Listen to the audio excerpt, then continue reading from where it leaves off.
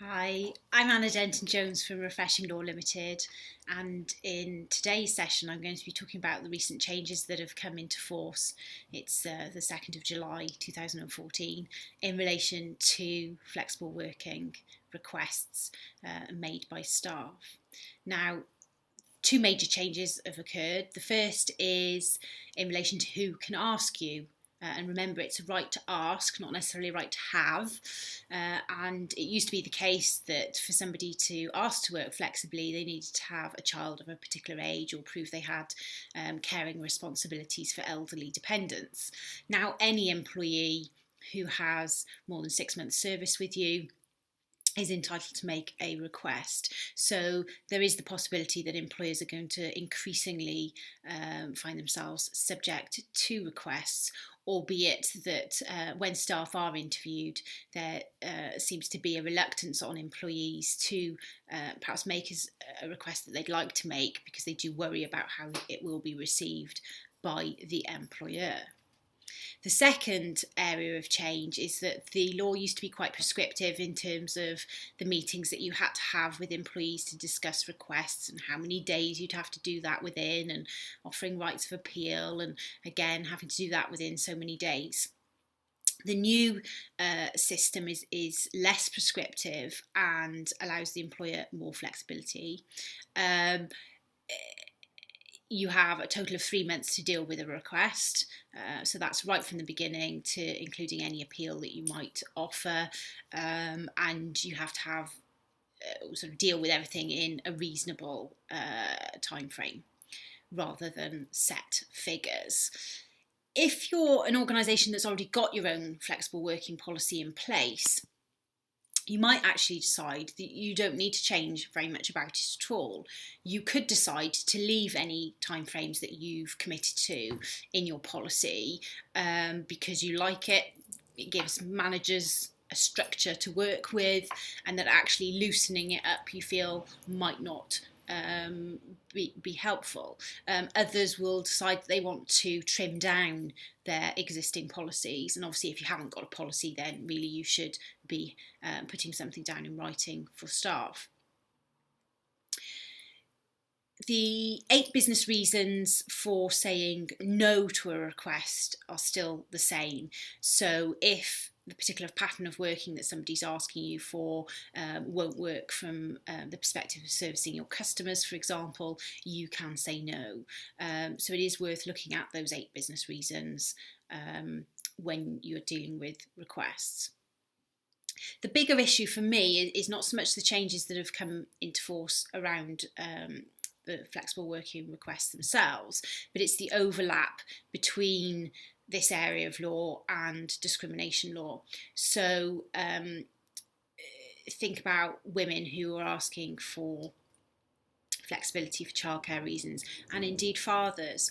One of the direct sex discrimination cases, so one where an employer cannot justify saying no, came from a gentleman, John Walkinshaw, who brought a complaint comparing himself with the women in his department who had been allowed to work flexibly.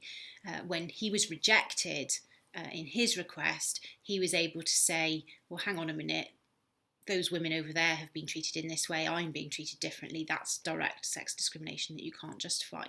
But more often, the issue is an indirect sex discrimination one involving women, women who will say that traditionally within the UK, childcare duties fall more to the women than the men, although obviously that's changing, and tribunals will accept that as an argument. And they will argue, therefore, that any policy of having to work a particular set pattern indirectly impacts on them in a detrimental way compared to a male cohort, and they will then argue that the employer is unable to justify that policy. So it comes down to the employer then to be able to articulate reasons that are not sex discrimination behind the need for somebody to work a particular pattern.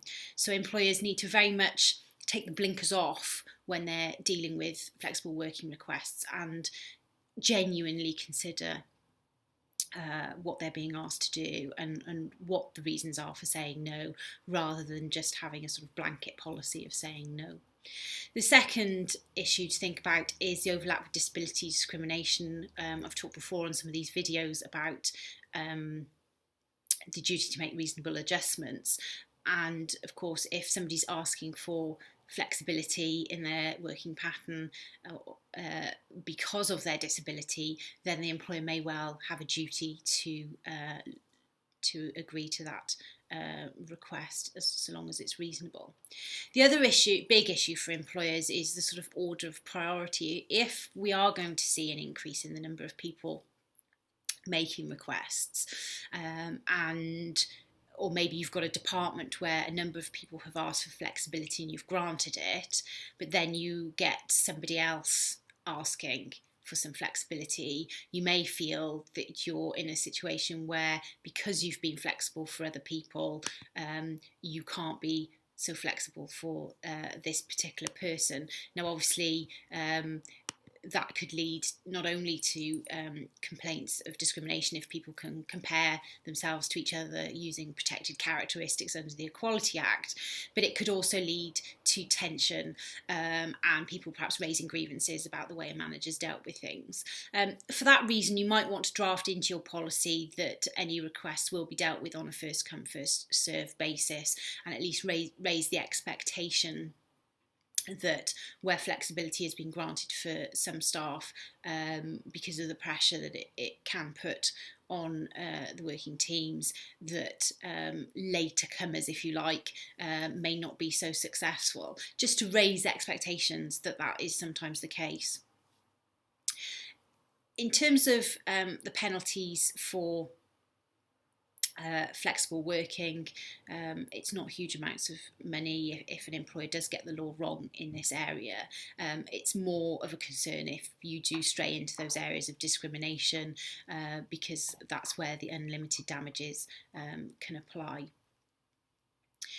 As a general theme, I think I'd encourage employers to try and be as open-minded in dealing with requests as they can, and to really think about whether or not they can be flexible. Certainly the tribunal's attitude in the last 10 years has been that employers who seem to sort of have a blanket no answer are likely to get into difficulties. They really are challenging employers on why things can't be done differently.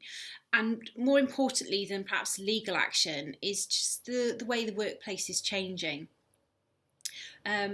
We've got a younger generation coming into the workforce who expect more flexibility, and I think it's only those employers that offer it that will thrive and survive, and those employers who are very rigid and perhaps aren't willing to look at doing things differently will be the ones who suffer for the future. If you've got any questions on this topic, please do email me. It's adenton@refreshinglawltd, all one word, .co.uk. Thank you very much.